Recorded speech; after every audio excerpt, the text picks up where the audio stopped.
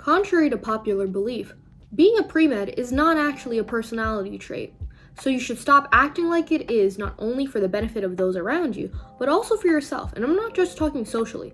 This also goes for professionally, and in my experience, mentally. Now you might be thinking, hey, isn't a bunch of your social media about being a premed, being a student, all that stuff?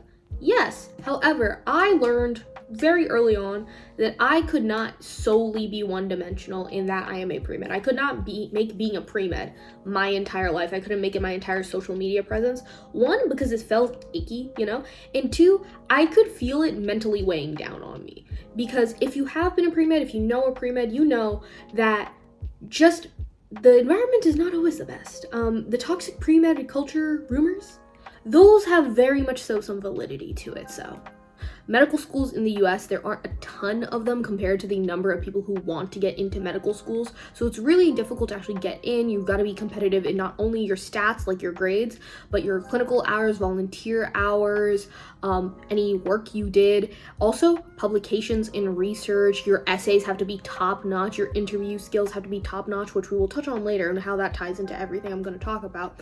But overall, this competitive environment also lends itself to being a very toxic environment, which to me is reason number one why you cannot make being a premed your entire personality. To be quite frank, I don't think you should ever make your job your personality, your major your personality. Like, it's great, it's amazing if you love what you're doing, what you're going to be doing. I hope in some respect you do, but you have to have something else going on in your life, because in my experience, it's not fulfilling if you just focus on one thing forever, because that will just lead to burnout. When it comes to being a premed, I know that everybody and their mother, your advisors, your professors, everyone will convince you that you cannot do anything else but dedicate your entire life to being a premed, to getting into medical school. And once you get into medical school, you dedicate your entire life to being a medical school student. Then once you finally get into residency, you become a doctor.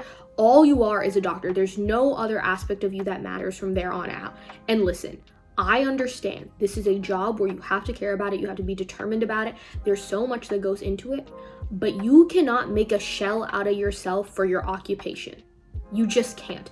Not only will it be detrimental to your patients, it will be detrimental to you in the long run. It doesn't take a genius to figure out why that's bad for you, but let's think about it from a social perspective as well, right?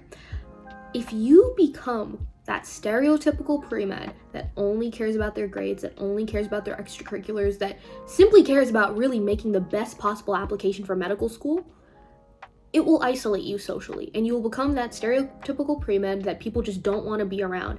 And isolating yourself during such a stressful journey is absolutely a disservice to yourself and also those around you, especially if they care about you. And I think as premeds, it's really important to understand not everybody is out there to get you. Like, yeah, there are some people who really are out there for your neck. They really don't want you to succeed, and that happens, okay?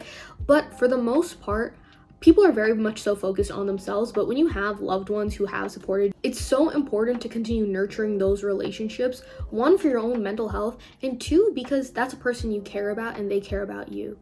And now, if you don't care about all of that, let's talk about professionally, how making yourself only a premed and nothing else in life is detrimental to you.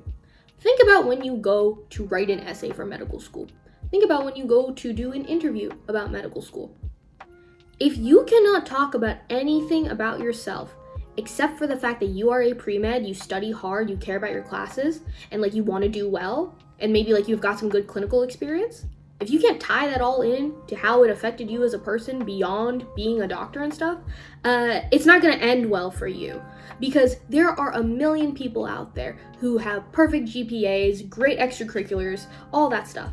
What's setting them apart? It's their experiences and who they are as people, for the most part. And let's say even then you get into medical school, you do all your stuff, you get through it, great, whatever. You're finally a doctor. Now what? Right?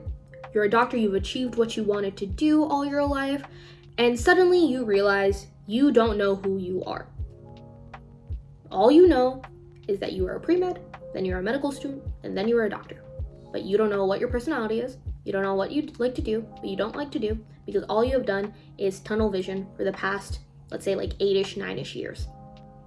So now what? There's no correct path for this stuff, for like this emotional evaluation of yourself, finding yourself, so to speak. There is none, right? Like I'm only 22, how would I know, right?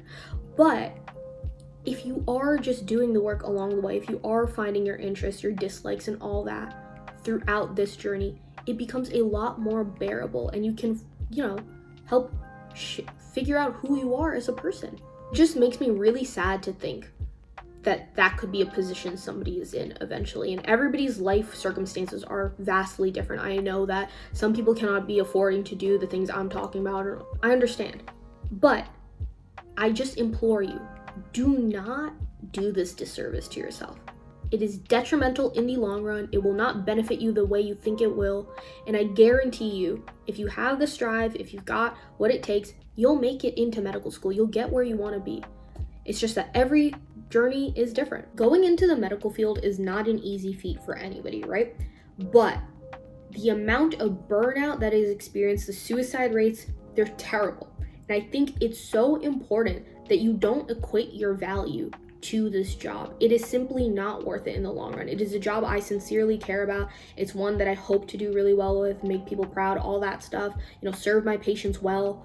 But it cannot be who you are at the end of the day. Listen, this is all very much so easier said than done, because it almost feels like people who enter this kind of track are just predisposed to having difficulties with separating their academic life from their personal life. And it almost seems designed that way because we have such little time for other things. The expectations are so high in regards to our academic success, the hours we work, the effort we put into every little thing, that it can be very difficult to want to put effort into yourself. But I think if I've learned anything throughout like my academic journey and my emotional journey thus far, it's that effort, learning how to actually find who you are, figuring out who you are along the way, is extremely important and essential to this entire thing.